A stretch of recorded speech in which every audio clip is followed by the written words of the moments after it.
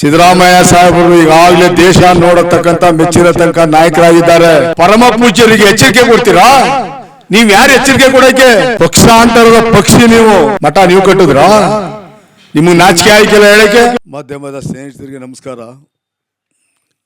ಮೊನ್ನೆ ನಡೆದಂತ ಪತ್ರಿಕಾಗೋಷ್ಠಿಯಲ್ಲಿ ಈ ಜಿಲ್ಲೆಯ ಒಬ್ಬ ನಾಲಾಯಕ್ ರಾಜಕಾರಣಿ, ಪ್ರಬುದ್ಧತೆಯನ್ನು ಕಳೆದುಕೊಂಡಂಥ ರಾಜಕಾರಣಿ, ಸ್ವಾಭಿಮಾನವನ್ನು ಕಳ್ಕೊಂಡಂಥ ರಾಜಕಾರಣಿ ವಿಶ್ವನಾಥ್ ಅವರು ಸನ್ಮಾನ್ಯ ಸಿದ್ದರಾಮಯ್ಯ ಸಾಹೇಬ್ರ ಬಗ್ಗೆ ಮಾತಾಡಿರ್ತಕ್ಕಂಥ ಆ ಪದಗಳು ನೋಡಿದ್ರೆ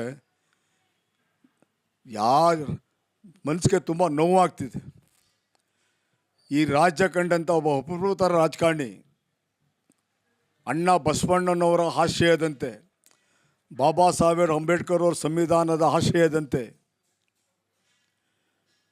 ಸಂಗೊಳ್ಳಿ ರಾಯಣ್ಣನ ಸಂಘಟನೆಯ ಚತುರರಂತೆ, ಕನಕದಾಸರು ಕೊಟ್ಟಂಥ ಸಂದೇಶದಂತೆ ಇವತ್ತು ಆಡಳಿತ ನಡೆಸ್ತಾ ಇದ್ದಾರಲ್ಲ,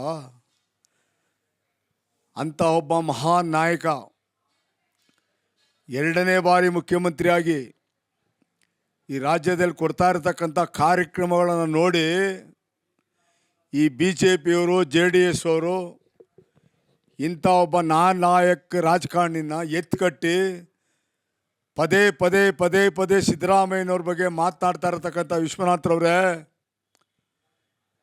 ಸಿದ್ದರಾಮಯ್ಯ ಸಾಹೇಬರು ಈಗಾಗಲೇ ದೇಶ ನೋಡತಕ್ಕಂಥ ಮೆಚ್ಚಿರತಕ್ಕ ನಾಯಕರಾಗಿದ್ದಾರೆ.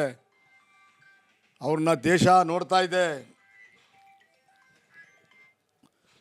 ದೇಶ ನೋಡ್ತಾ ಇರತಕ್ಕಂಥ ಒಬ್ಬ ಮೇರು ನಾಯಕ.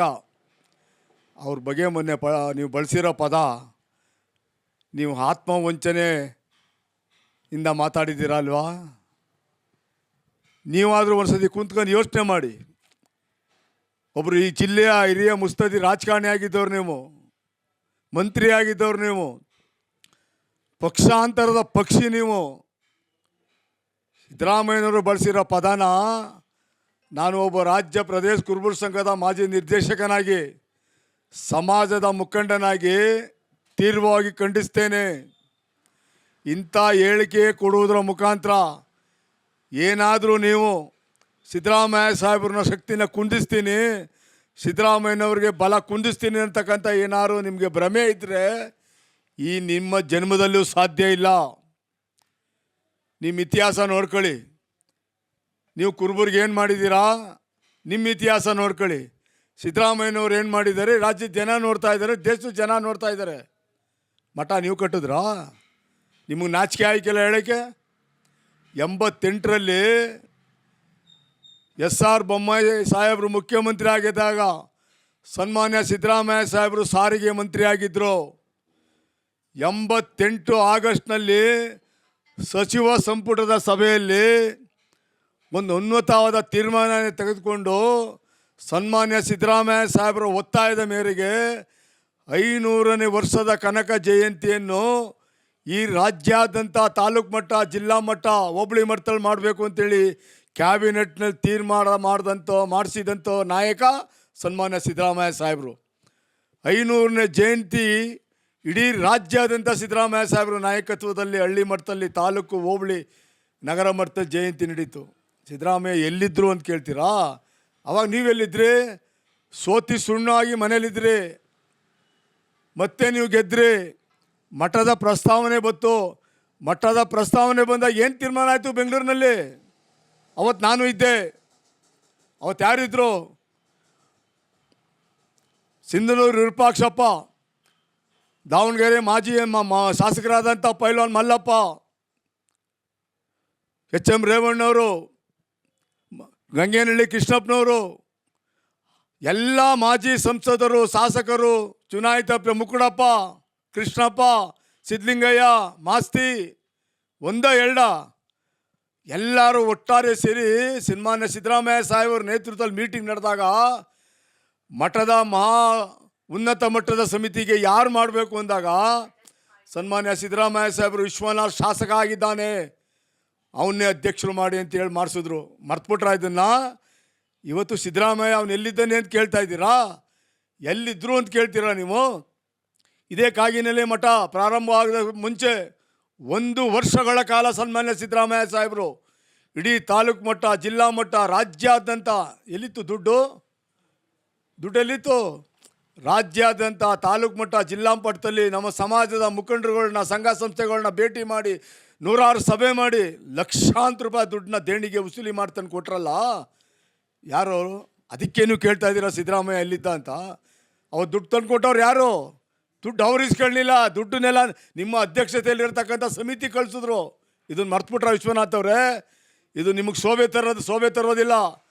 ದಯಮಾಡಿ ಈ ರೀತಿ ಸಮಾಜನ ಕೆಟ್ಟ ದಾರಿಗೆ ಎಳೆತಕ್ಕಂಥ ಪ್ರಯತ್ನ ಮಾಡೋಕ್ಕೆ ಹೋಗಬೇಡಿ.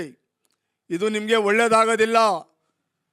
ನಮ್ಮ ಪರಮ ಪೂಜ್ಯರಿಗೆ ಎಚ್ಚರಿಕೆ ಕೊಡ್ತೀರಾ? ನೀವು ಯಾರು ಎಚ್ಚರಿಕೆ ಕೊಡೋಕ್ಕೆ? ಇಡೀ ರಾಜ್ಯದಲ್ಲಿರತಕ್ಕಂಥ 50-60 ಲಕ್ಷ ಕುರುಬರ ಸಮಾಜದವರು ಮನೆ ಬೀದಿ ಹಳ್ಳಿಲಿ ದುಡ್ಡು ಕೊಟ್ಟು ಮಠದ ಕಾರ್ಯಕ್ರಮ ಯಶಸ್ವಿ ಮಾಡಿರೋದು. ಏನು ನಿಮ್ಮ ಮನೆಯನ್ನು ತಂದು ಹಾಕಿದ್ರಾ? ಸಿದ್ದರಾಮಯ್ಯನವ್ರ ಪಾತ್ರ ಇಲ್ಲ ಅಂತ ಕೇಳ್ತಿರಲ್ಲ ನೀವು ಎಷ್ಟೇ ದಾರಿ ತಪ್ಪಿಸೋಂಥ ಯಾರೋ ನಿಮಗೆ ರಾಜಕೀಯವಾಗಿ ಪಿತೂರಿಯಿಂದ ನೀವು ಇಂಥ ಹೇಳಿಕೆಗಳನ್ನ ಕೊಡ್ತಾ ಇದ್ದೀರಾ. ಈ ಪಿತೂರಿ ಹೇಳಿಕೆಗಳಿಗೆ ರಾಜ್ಯದಲ್ಲಿರತಕ್ಕಂಥ ಕುರುಬ ಸಮಾಜ ಮುಖಂಡರು ಯಾರು ಕೂಡ ದುತಿ ಕೇಳೋಂಥ ಪರಿಸ್ಥಿತಿ ಇಲ್ಲ. ಇವತ್ತು ನಿಮ್ಮ ಪರಿಸ್ಥಿತಿ ಏನಾಗಿದೆ BJPಲಿ ಅಂತ ತಿಳ್ಕೊಳ್ಳಿ. ನಿಮ್ಮ ಪರಿಸ್ಥಿತಿ ಯಾವ ಮಟ್ಟಕ್ಕೆ ಹೋಗಿದೆ ಅನ್ನೋದನ್ನ ಆಲೋಚನೆ ಮಾಡಿ ಆಮೇಲೆ ನೀವು ಸಿದ್ದರಾಮಯ್ಯ ಸಾಹೇಬ್ರ ಬಗ್ಗೆ ಮಾತಾಡಿ. ಇದು ನಿಮಗೆ ಶೋಭೆ ತರೋದಿಲ್ಲ ವಿಶ್ವನಾಥ್ ಅವರೇ. ದಯಮಾಡಿ ಇಂಥ ಕೊಳಕು ಮನಸ್ಸಿನ ಹೇಳಿಕೆಯನ್ನು ನಿಲ್ಲಿಸಬೇಕು. ಇದರ ಸಮಾಜನೇ ನಿಮ್ಮ ವಿರುದ್ಧ ತಿರುಗಿ ಬೀಳ್ತಿದೆ. ವಿಶ್ವನಾಥ್ ಅವರು ಸಮಯ ಸಾಧಕ ರಾಜಕಾರಣಿ. ನಾನು ಅವ್ರನ್ನ ಸುಮಾರು 90ನೇ ಇಸ್ವಿಯಿಂದ ನೋಡ್ತಾ ಇದ್ದೀನಿ. 90ನೇ ಇಸ್ವಿಯಿಂದ ವಿಶ್ವನಾಥ್ ಸಾಹೇಬ್ರನ್ನ ಭಾಳ ಹತ್ತಿರದಿಂದ ನೋಡಿದ್ದೀನಿ. ನಾವು ಜನತಾ ದಳದಲ್ಲಿದ್ದಾಗ ನೋಡಿದ್ದೀವಿ, ಕಾಂಗ್ರೆಸ್ ಬಂದ ಮೇಲೂ ನೋಡಿದ್ದೀವಿ, ಅವ್ರು ಪಾರ್ಲಿಮೆಂಟ್ ಚುನಾವಣೆ ನಿಂತಾಗ ಸೋತಾಗಲೂ ನೋಡಿದ್ದೀವಿ, ಇವಾಗಲೂ ನೋಡ್ತಾ ಇದ್ದೀವಿ. ಸಮಯ ಸಾಧಕ ರಾಜಕಾರಣಿ ಯಾರು ಈ ಜಿಲ್ಲೆಯಲ್ಲಿದ್ದರೆ ಅದು ವಿಶ್ವನಾಥ್ ಅವರು. ಆ ಪಟ್ಟ ಅವರಿಗೆ ಹೋಗಬೇಕು. ಯಾಕೆ ಅಂತ ಕೇಳಿ, ಇವರು ಕಾಂಗ್ರೆಸ್ನಲ್ಲಿದ್ದರು, ಅಧಿಕಾರ ಉಂಡ್ರು, ಮಜಾ ಮಾಡಿದ್ರು, ಮಂತ್ರಿ ಆದರು. 2008ರಲ್ಲಿ ವಿಶ್ವನಾಥ್ ಅವರು ಸಿದ್ದರಾಮಯ್ಯ ಎಲ್ಲಿದ್ದರು ಅಂತ ಕೇಳ್ತಿರಲ್ಲ ವಿಶ್ವನಾಥ್ ಅವರೇ. ಬೆಂಗಳೂರಿನಲ್ಲಿ ಇನ್ಫಂಟ್ರಿ ರೋಡಲ್ಲಿರ್ತಕ್ಕಂಥ KS ಆಫೀಸರ್ ಅತಿಥಿ ಗೃಹದಲ್ಲಿ ಒಂದು ಸಭೆ ಆಗುತ್ತೆ. ಜ್ಞಾಪಕ ಮಾಡ್ತಾ ಇದ್ದೀನಿ, ಅವತ್ತು ನಾನು ಇದ್ದೆ. ಏನು ಸಭೆ ಆಗುತ್ತೋ 2008ರಲ್ಲಿ? ನೀವು ಸನ್ಮಾನ್ಯ ರೇವಣ್ಣವ್ರನ್ನ, ವಿರೂಪಾಕ್ಷಪ್ಪವ್ರನ್ನ, ಮುಕ್ಕಡಪ್ಪನ್ನ, ಕೃಷ್ಣಪ್ಪನ್ನ, ಮಲ್ಲಪ್ಪನವ್ರನ್ನ ಅವ್ರಿಗೆಲ್ಲ ಭೇಟಿ ಮಾಡಿ ಸಿದ್ದರಾಮಯ್ಯನವ್ರಿಗೆ ಹೆಂಗಾರು ಮಾಡಿ ಒಪ್ಪಿಸಿ ಈ ಸತಿ KR ನಗರದಲ್ಲಿ ಕೊನೆಯ ಅವಕಾಶ, ಇದನ್ನು ಕೊನೆಯ ಚುನಾವಣೆ ನಂದು, ನನ್ನ ಟಿಕೆಟ್ ಕೊಡಿಸಿ ಅಂತ ಒತ್ತಾಯ ಮಾಡಿ ಸಭೆ ನಡೀತು. ಸಿದ್ದರಾಮಯ್ಯನವರು ಭಾಳ ಹೃದಯ ಶ್ರೀಮಂತಿಕೆಯ ರಾಜಕಾರಣಿ. ಅವತ್ತು ಅವ್ರು ಏನು ಹೇಳಿದ್ರು ಸಭೆಯಲ್ಲಿ, ಮಂತ್ನಳ್ಳಿ ಮಾದೇವನ್ನ ಕರೆಸಿ ರಿಕ್ವೆಸ್ಟ್ ಮಾಡ್ಕೊತೀನಪ್ಪ, ಅವತ್ತು ಸೋನಿಯಾ ಗಾಂಧಿ ಮೇಡಮ್ ಮುಂದೆ ಆಗಿರೋ ಒಪ್ಪಂದದ ಪ್ರಕಾರ ಮಂತ್ನಳ್ಳಿ ಮಾದೇವನಿಗೆ KR ನಗರ ಟಿಕೆಟ್ ಕೊಡಬೇಕಾಯ್ತು. ಅವತ್ತು ರಾಜ್ಯದ ಎಲ್ಲ ನಾಯಕರು ಬಂದು ಸಿದ್ದರಾಮಯ್ಯ ಸಾಹೇಬ್ರನ್ನ ಒತ್ತಡ ಹಾಕಿ ಮಂತ್ನಳ್ಳಿ ಮಾದೇವ್ ಕರೆಸಿ ಅವನಿಗೆ ಮನವೊಲಿಸಿ ಸಮಾಧಾನ ಮಾಡಿ ನಿಮಗೆ ಟಿಕೆಟ್ ಕೊಡೋಕ್ಕೆ ತೀರ್ಮಾನ ಆಯ್ತಲ್ಲ 2008 ವಿಧಾನಸಭೆ ಚುನಾವಣೆಯಲ್ಲಿ. ನೀವು ಸಾರಾ ಮಹೇಶ್ ಮೇಲೆ ಹೀನಾಯವಾಗಿ ಸೋತ್ರಿ. ಅವತ್ತೇನು ತೀರ್ಮಾನ ಆಯಿತು? 2009 ಬರತಕ್ಕಂಥ ಪಾರ್ಲಿಮೆಂಟ್ ಚುನಾವಣೆಯಲ್ಲಿ ಮಂತ್ನಳ್ಳಿ ಮಾದೇವ್ ಟಿಕೆಟ್ ಕೊಡೋದು ಅಂತ. ನಿಜ ಅಲ್ವೇ? ಸತ್ಯನಾ?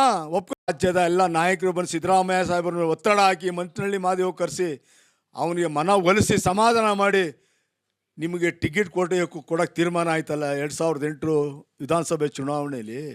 ನೀವು ಸಾರಾ ಮಹೇಶ್ ಮೇಲೆ ಹೀನಾಯವಾಗಿ ಸೋತ್ರಿ. ಅವತ್ತೇನು ತೀರ್ಮಾನ ಆಯಿತು? 2009 ಬರತಕ್ಕಂಥ ಪಾರ್ಲಿಮೆಂಟ್ ಚುನಾವಣೆಯಲ್ಲಿ ಮಂತ್ನಳ್ಳಿ ಮಾದೇವ್ ಟಿಕೆಟ್ ಕೊಡೋದು ಅಂತ. ನಿಜ ಅಲ್ವೇ? ಸತ್ಯನಾ? ಒಪ್ಕೋತೀರಾ ನೀವು? 2009 ಈ ಸಾರಾ ಮಹೇಶ್ ಮೇಲೆ 26,000 ವೋಟರ್ ಸೋತ್ಬಿಟ್ಟು 2009 ಪಾರ್ಲಿಮೆಂಟ್ ಬಿಟ್ಟಿದ್ದಾರೆ. ಇನ್ನೊಂದು ಸಭೆ ಮಾಡಿಸಿದ್ರಿ ಬೆಂಗಳೂರಿನಲ್ಲಿ, ಇದೇ ರೇವಣ್ಣವ್ರ ನೇತೃತ್ವದಲ್ಲಿ ಸಿದ್ದರಾಮಯ್ಯನವ್ರಿಗೆ. ಮಂತ್ನಳ್ಳಿ ಮಾದೇವ್ ಒಪ್ಪಿಸಿ ಅವ್ರಿಗೆ ಬೇರೆ ಏನಾರು ಮಾಡೋದ ಸರ್ಕಾರದ ಮಟ್ಟದಲ್ಲಿ ಅಂತ. ಅವತ್ತು ಮಂಜನಹಳ್ಳಿ ಮಾದೇವ್ ಸತ್ತಿ ಸ್ವರ್ಗದಲ್ಲಿದ್ದಾನೆ, ಅವನ ಆತ್ಮಕ್ಕೆ ಶಾಂತಿ ಸಿಗುತ್ತೆ. ನಾವೇನಾರು ಅವನ ಬಗ್ಗೆ ಮಾತಾಡ್ತಾ ಇದ್ರೆ ಅವತ್ತು ಕೂಡ